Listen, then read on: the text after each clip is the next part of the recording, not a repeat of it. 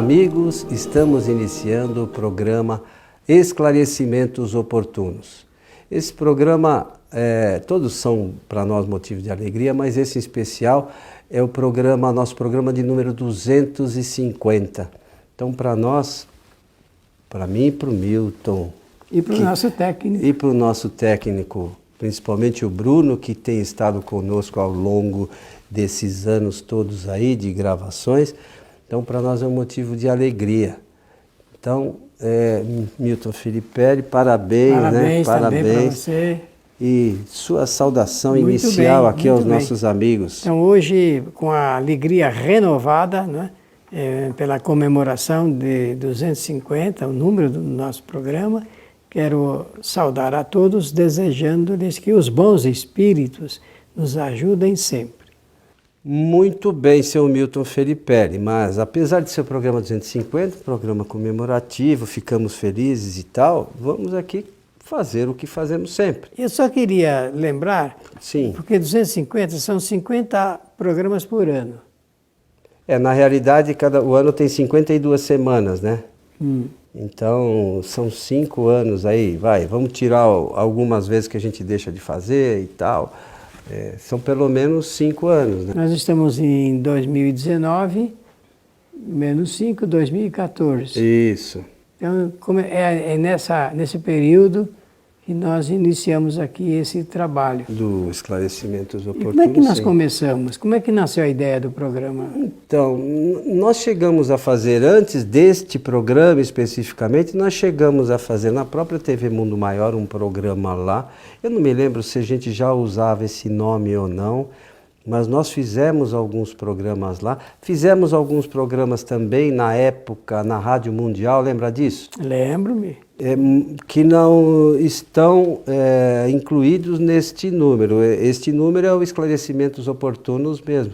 Mas antes disso nós havíamos feito outros programas na Rádio Boa Nova, na Rádio Mundial, na TV Mundo Maior, com esse mesmo objetivo. Esclarecimento. Não, aquele era Espiritismo Agora, né?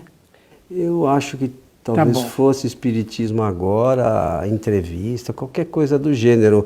Mas a partir... esses programas estão todos lá na nossa página kardec.tv, esses 250, e na nossa página lá no YouTube, Allan Kardec TV, para quem quiser assistir desde o programa número 1. E também no Facebook tem lá a nossa página, as pessoas que não conhecem, que é a página Esclarecimentos Oportunos. Então, quem quiser conhecer, esses programas todos estão lá, a gente posta diariamente esses nossos programas, sempre com o objetivo de divulgar a doutrina espírita, né, Milton? Com certeza, eu penso que nós oferecemos aí a nossa contribuição, porque são temas de interesse popular, realizados num formato popular, com uma linguagem também popular, para não fazer nenhum processo de elitização da comunicação, né?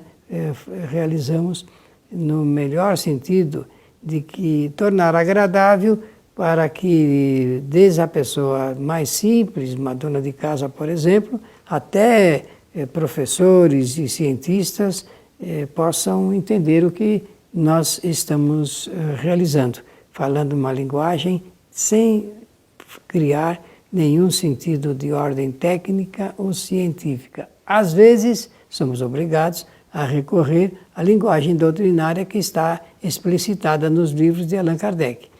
Mas, então, está aí a nossa contribuição. E para isso, desde o primeiro programa, a gente vem falando, nós nos baseamos, as nossas análises aqui, nós nos baseamos nas obras fundamentais da doutrina, que são os livros de Allan Kardec. Certo, seu Milton? Perfeito. Então vamos lá. Parabéns para todos. Parabéns. Vamos ao tema de hoje? Sim, senhor. Então vamos lá. Gosto muito de ler romance espírita. Isto é suficiente para conhecer a doutrina? Qual é a opinião de vocês? Pessoal, capricha, Não, né? tá bem, tá bem. Eu acho que é uma pergunta feita assim com muita singeleza, sincera, e com o objetivo de colher uma resposta também na medida.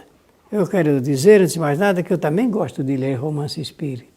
Eu também. E escrevo romance espírita também. Verdade. Então, o último é Sob o Olhar do Tamisa. Sob o Olhar do Tamisa. É uma história muito interessante que envolve mediunidade e médium, né? Então, o bom aí é que o médium ele é protestante, da cidade de Liverpool, na Inglaterra. Muito bem. Feito essa explicação, eu quero dizer que nada temos que seja contrária à literatura romanceada. Não, porque o romance é um gênero da literatura, né? Eu faço trabalho aqui de comunicação espírita ao lado de um editor, de um homem ligado à comunicação escrita, de forma que tenho certeza edita livros tanto de estudos doutrinários como também no gênero de romances dentro da literatura. Então, nós estamos dentro desse campo literato realizando o trabalho com muita satisfação. Então, acontece que nós precisaríamos saber o que é o romance, como é que ele é analisado dentro da literatura e qual é a sua finalidade. A finalidade do romance jamais é realizar um processo de estudo científico, filosófico ou religioso. Não é esse o objetivo do romance em si. Ele vai mais dentro da sua técnica de descrição, conduzir a atenção e as emoções do leitor para o campo das emoções mesmo. Então, o autor ele precisa trabalhar com isso, ele precisa contar com isso, precisa criar os tipos, contar a história, criando os tipos e vestindo esses tipos, dando nervos, sangue e tudo mais, que quem lê vai penetrando no romance. O detalhe é que romance espírita mesmo são poucos. A maioria leva o nome, o adjetivo de estilo de literatura espírita, mas não pertence propriamente ao campo da literatura espírita. As pessoas escrevem e denominam e encaminham originais para publicação e depois aparece na capa lá o romance espírita. A editora precisaria fazer um reparo, porque isso, inclusive do ponto de vista jurídico, pertence à obrigação social ligada com a pessoa compradora, o comprador final. Eu quero encontrar a palavra técnica. O leitor. O leitor, ele é um comprador e ele tem direitos. E um dos direitos que tem o consumidor, é consumidor que eu queria falar. Uhum. O consumidor é ele não se omitir a ele nada, nenhuma informação sobre o que ele está comprando. Então não se pode comprar um livro como se fosse um romance espírita quando ele é um romance esotérico, por exemplo. A editora precisaria colocar o selo lá, esta obra não pertence necessariamente à doutrina espírita, ou não divulga necessariamente a doutrina espírita. Isso não quer dizer que o livro seja ruim. Não. Né? Ao contrário, existem romances que não são espíritas, mas muito importantes, necessários. Eu leio, então eu posso garantir aqui que já li romance não espírita, delicioso, a história importante e satisfaz, porque a gente fica tomando conhecimento de fatos a respeito de acontecimentos, de eventos da vida das pessoas, da sociedade, dos países, que realmente a gente precisaria conhecer. Mas o leitor, o consumidor, não pode ser enganado. Olha, eu concordo com tudo isso, acho que você está correto. Só queria fazer colocar algumas coisas para a gente pensar. Na realidade, nós que fazemos parte da doutrina espírita, acho que num primeiro momento a gente tem que entender o que é o espírito, né? A gente já falou sobre isso aqui algumas vezes. Os espíritos somos nós. E esses espíritos, eles retornam num certo momento para o mundo espiritual. O fato de eles retornarem para o mundo espiritual não faz deles espíritos infalíveis. Os espíritos, quando retornam para o mundo espiritual, eles continuam sendo exatamente o que eles eram aqui quando encarnados. Eles sabem as mesmas coisas. Eles não ficam perfeitos, infalíveis e sabedores de tudo. Então, o que acontece? O espírito retorna para o mundo dos espíritos e ele sabe exatamente a mesma coisa. Ele não ficou perfeito. Muito bem. Então, muitas vezes esses espíritos, eles se utilizam de pessoas para contar a sua história e eles contam aquilo que eles entenderam, aquilo que eles sabem, a visão deles. Agora, você que nos ouve, né, ou nos assiste, você já chegou a conversar com um espírito que está desencarnado? Ver o que ele fala, ver o que ele conhece, ver as sensações dele. Então, o que acontece? O que esses espíritos sabem é aquilo que eles acham que está certo. Não é a verdade. Então, o que é preciso e indispensável? A gente verificar o que diz a doutrina espírita com relação a essas informações trazidas. A gente entende que as pessoas fazem as coisas com a melhor boa vontade do mundo. E esses espíritos, eles não estão também fazendo isso por mal. Mas eles estão trazendo a história deles e aquilo que eles acham que é verdade. Mas na realidade, na maioria das vezes, eles estão falando só o que eles acham. De maneira romanceada. E de maneira romanceada, porque o romance procure lá na Revista Espírita, eu não me lembro exatamente qual, ele fala o que é romance. Os romances espíritas, sobre os romances espíritas. Sobre os romances espíritas. E aí a gente vai entender direitinho o que eles dizem. Então, o indispensável é que a gente possa entender realmente que esses espíritos, eles chegaram no mundo espiritual, contam a realidade deles. Só para vocês terem ideia, no nosso trabalho mediúnico aqui na nossa casa de ontem, nós evocamos um espírito, e esse espírito desencarnou faz alguns anos já. E esse espírito, ele estava lá, ela era uma moça, né? Ela dizia que ela estava lá numa circunstância escondida, como se tivesse um cobertor. Então, ela tinha dor de cabeça, ela não conseguia mexer os membros, ela não conseguia respirar. Então veja, ela está falando o que na realidade algumas sensações que ela tinha ainda quando encarnada. E ficou na sua imaginação. Ficou no pensamento dela, continuava aquela condição. Então alguém menos avisado, que vai escutar, vai achar que a realidade, pode achar, aliás, que a realidade espiritual é isso. Que tem um cobertor. Né? Que o espírito não consegue respirar, que não consegue mexer os braços. E a gente, com um estudo simples da doutrina, como nós falamos sobretudo há programas atrás do perispírito, com algumas explicações bem simples, a gente vai perceber que essas informações são daquele espírito, são as sensações dela, mas elas não são a realidade, ela imagina aquilo. É uma realidade para ela, né? Pois é, então, lamentavelmente, isso é o que acontece com a maioria dos romances espíritas. Todas as pessoas a gente entende que têm a maior boa vontade do mundo e os espíritos também não querem prejudicar ninguém, mas o que eles relatam são os conhecimentos deles. Olha, de forma que nós podemos concluir nessa parte dizendo o seguinte: os romances não são veículo de informação doutrinária. Isso é uma questão importante. Então, eles não pertencem a essa área.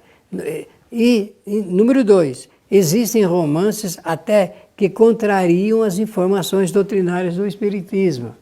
O que realmente leva uma certa confusão para a opinião pública geral, para a opinião pública restrita, espírita, e é por isso que eu mencionei aquele fato de que as editoras deveriam tomar o cuidado de colocar um selo anunciando, registrando o fato de que aquela obra não pode ser considerada fiel, com total fidelidade à doutrina espírita. Isso é uma obrigação, de acordo com o Código de Defesa do Consumidor. Esse é um assunto ligado à primeira parte da pergunta feita eu não sei se pela pessoa. Uma outra coisa que eu acho, sabe, Milton, importante, é a gente não está aqui dizendo com isso, e falamos já, que o médium está errado. O médium, às vezes, ele é o veículo fiel das informações dos espíritos. Ele está trabalhando direitinho. Ele é um excelente médium. Só que a questão, como o Milton mencionou, é a nossa preocupação real com a doutrina. O fato de ele ser um excelente médium não significa que ele conheça tudo sobre a doutrina. Da mesma forma que o espírito, mesmo estando no mundo espiritual, ele não sabe tudo do mundo espiritual. Às vezes, ele conta histórias e não tem nem noção que desencarnou. É isso mesmo. Então, nós temos que ter uma atenção apurada a essas questões, porque às vezes, com a melhor das intenções, nós não estamos tendo acesso às informações corretas relacionadas à doutrina espírita. Não estamos falando de nenhuma pessoa, é só atenção doutrinária, é só isso. Aí, às vezes, alguns dizem assim, mas vocês são muito ortodoxos. Não se trata de ser ortodoxo, se trata de ver o que os espíritos superiores... Olha, o que eles dizem? Eles dizem que isto é assim, assim, assim, assim. Por exemplo, o que diz a pergunta 1012 do Livro dos Espíritos? Você lembra? Que no mundo espiritual não há lugares circunscritos. Não existe lugar fechado, não tem parede, não tem terreno. Não existe isso. E às vezes, em algumas histórias, a gente vê que o espírito relata que é a visão dele, né? E a gente entende que existe aquela circunstância, porque é o que ele entende. Sabe? Então, a gente precisa traçar um paralelo. No livro O Evangelho segundo o Espiritismo, no início, tem lá o controle universal do ensino dos espíritos. Para que lá Kardec orienta, e os espíritos orientam, o que a gente deve fazer sobre essas questões doutrinárias. É importante que a gente verifique. Nós não estamos aqui falando de ninguém. Não, estamos apenas fazendo uma abordagem, porque a pergunta leva a isso. Qual é a segunda parte da pergunta desse ouvinte aí?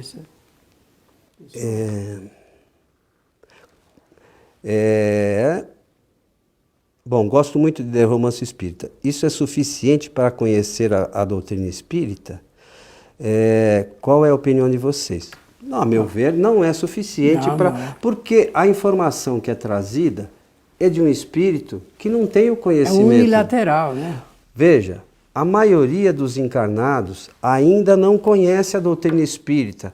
E o fato de retornarem para o mundo espiritual não faz com que venham a conhecer. A maioria nem não sabe que morreu.